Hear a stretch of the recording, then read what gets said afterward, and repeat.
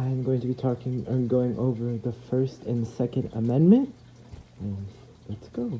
So, the First Amendment, word for word, states that Congress shall make no law respecting an establishment of religion or prohibiting the free exercise thereof or abridging the freedom of speech or of the press or the right to the people peaceably to assembly and to petition the government for a redress of grievances.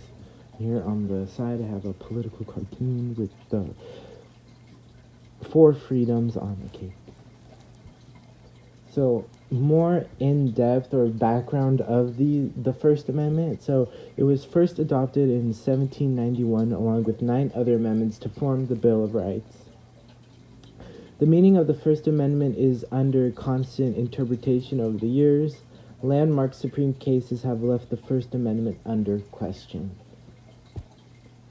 So the first freedom, or the freedom of speech within the amendment, is just the guarantee that okay. So this grants Americans freedom to express themselves without government interference. So we can say anything we please to one another about mainly, usually political things, and not get the government involved, which other countries may have them involved. And next up is the freedom of press. This allows people to express themselves freely through publication. So it's basically the same with the freedom of speech, but through publications, press, media, and the only exception is that false or defamatory statements are not protected under the freedom of press or the First Amendment. Next is the freedom of religion. This prohibits the government of establishing a state religion and from favoring one religion over any other.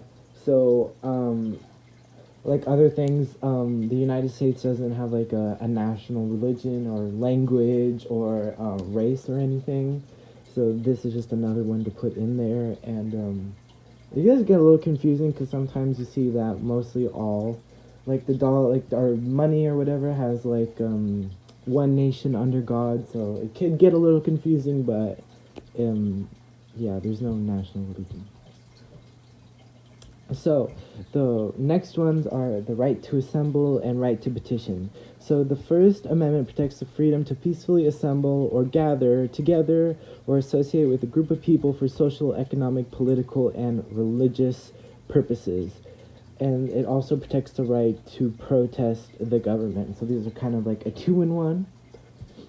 And then now I'm gonna dive into some court cases. These are just some I found with regarding each freedom. So first is Skinnick versus the United States in 1999. In this case, the Supreme Court upheld the conviction of the Socialist Party activist Charles Skinnick after he distributed flyers urging young men to dodge the draft during World War I.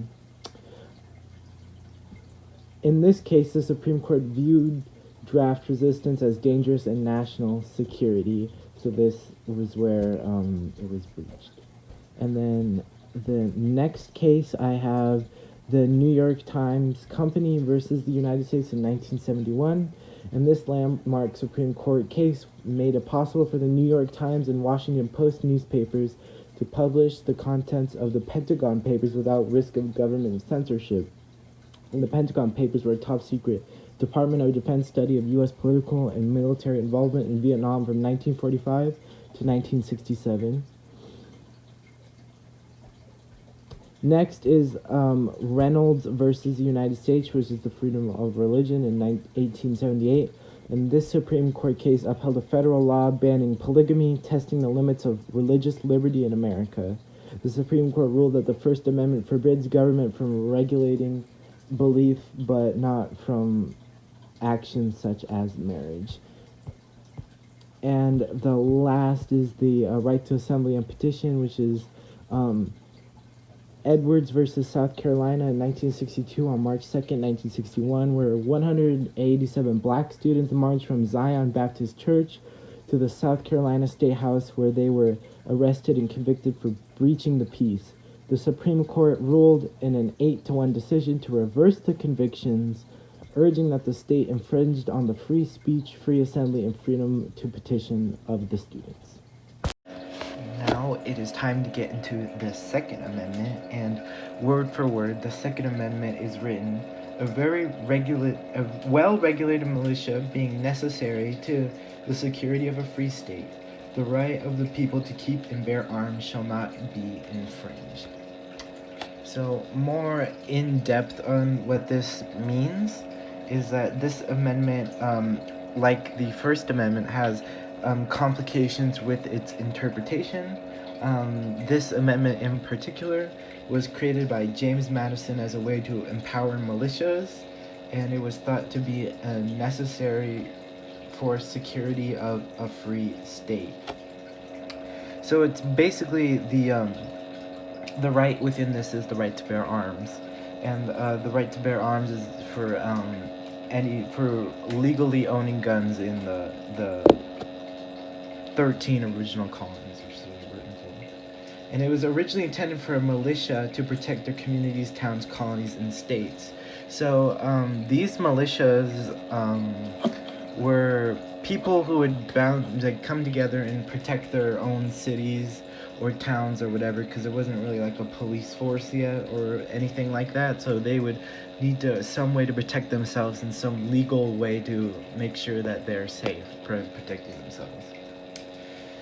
As time has progressed, the debate on the amendment is on whether the amendment protects the right of a private individuals to keep their bear arms, or whether instead it protects a collective right. So as time has progressed and we have a police force and everything to protect ourselves, it's really up in the air on whether this amendment should stay, because of all things that have really been, the amendment has been misused in its original context, where it was meant to protect everyone, and sometimes we see that it's doing a lot of harm to people.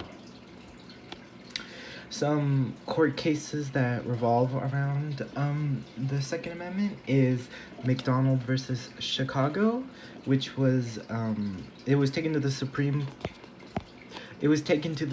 Court, and it was in a 5-4 decision, was like a citywide handgun ban, which was ruling that the Second Amendment applies to the states as well as the other federal government. So they wanted another handgun ban, which happened earlier, but the Supreme Court decided not to make it because they saw it as illegal and against the amendment. And another popular case was the District of Columbia versus Heller, which was